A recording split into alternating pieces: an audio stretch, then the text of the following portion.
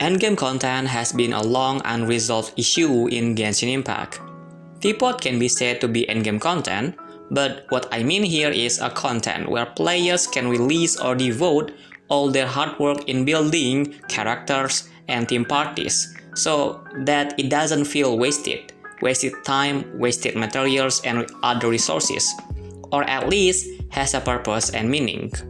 However, this is still not exactly found in Genshin Impact. The only thing that can be said as endgame content is the Spiral Abyss, and Spiral Abyss itself can be said to have many things that need to be fixed. One of the biggest problems is that the Spiral Abyss has now become a place where our characters and team parties are checked for how much damage they can produce, and where new characters are promoted.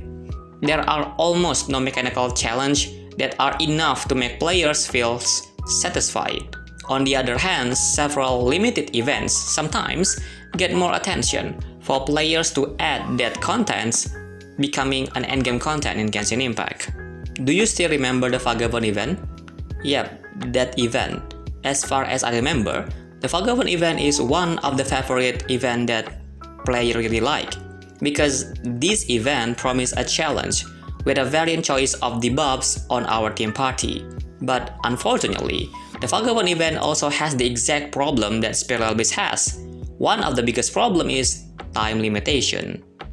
Vagabond event has a time limitation, in which case, players must complete the challenge as quickly as possible with more buff to the enemy and make our party members weaker than the enemies. The mere existence of time limit could be a nightmare for most of players. This is the same case as Spiral Abyss, but the difference is these Vagabond events make the enemies more stronger than ours. And it was mentioned earlier that the main problem of the Spiral Abyss is that it's becoming a place for DPS check, which is bound by a time limit, and Vagabond event still has it. There was also Shikitaisho event, or Labyrinth Warriors event. This event was also very interesting for players at that time. One of the extraction is that labyrinths of domains. We are taken to explore a domain with a lot of room in it, and every single room there are challenges or battles that players must be faced. We were also introduced to a new system in that event, namely the card buff or Shikifuda, where we can choose a buff to be given to our team party, and most of players really like it. Endless domains, buff cards, and Unga Bunga enemy, who's not happy with this? But unfortunately, the Labyrinth event is not permanent. Then, after a long time of waiting, finally, Hoyoverse present a new and fun event in patch 2.7. And I can say that this event is 100% Spiral Abyss we won. It's another form and refinement of the Labyrinth Warriors event.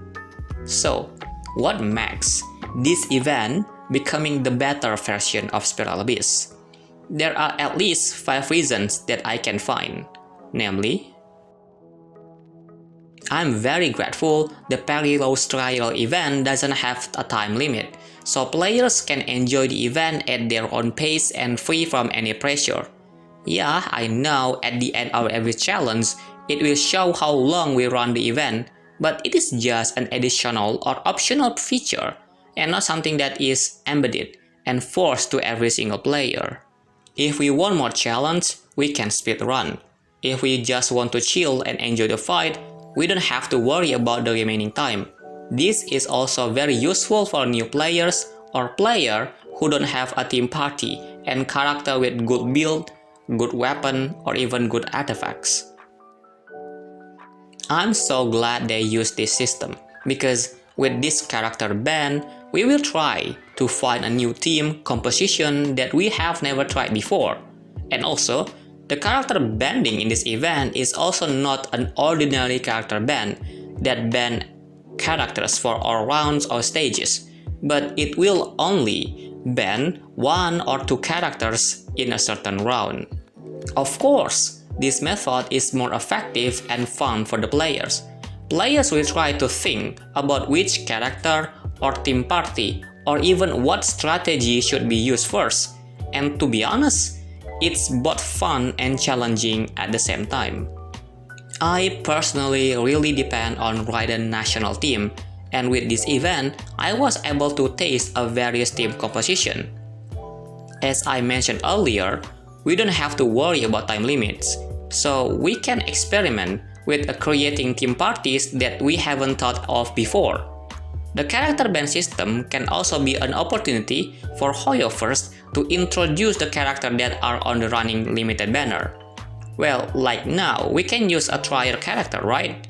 Trial character itself can also be a solution for new players or players who don't have a solid character or team party build. So it win-win situation, right?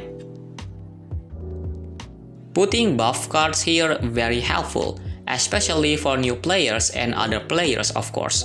The buff card can also be said to be balanced, not too strong so as to make the character and team party becoming broken, and also not too weak so it doesn't affect the enemy. The choice of buff cards provided are varied and limited by the amount and time, so that players cannot sabotage the existing system. With this diversity of the buff card system, it opens up a wide range of strategies that can be used by players in each round or stage. Unlike Spiral Beast, where every single floor and chamber consists of the same set of enemies every single time, this event put enemies randomly in each round or stage. This is something new at Genshin Impact, and in my opinion, it is a good thing and a step forward. How long we have wanted this randomizing enemy system to be implemented, and finally, this system is here and introduced at this limited event. With this randomizing enemy system, it can open up various challenges for each player. This system may be adjusted to a player's adventure rank, or it may be adjusted to select the team party in each round or stage. The point is that randomizing enemies can minimize our boredom in running the challenge in every single stage. And the last one is the endless domain system. Well, I know that this event is not completely endless, but you get the point, right? We, Genshin players, really want adrenaline right now.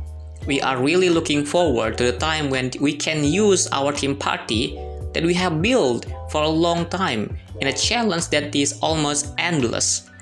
I think this can only be realized if there is endless domain system, and hoyoverse finally managed to make it happen in this event. Moreover, in the last challenge section, there we are presented with 6 rounds of battle, right? And to be honest, for me personally, it was a very enjoyable experience. So yeah, overall, this Perilous trial event can be said to be a better version of Spiral Beast. I hope they can add these 5 features permanently to the game soon, either in Spiral Beast or add a new domain feature, who knows. So, what do you think? Did you enjoy this current event? Do you agree with 5 points that I mentioned earlier? Or maybe you have another opinion? Let me know in the comment section down below. If you enjoy watching this video, leave the like and share this content to the others. Hello Zen here, and see you in the next video. Bye.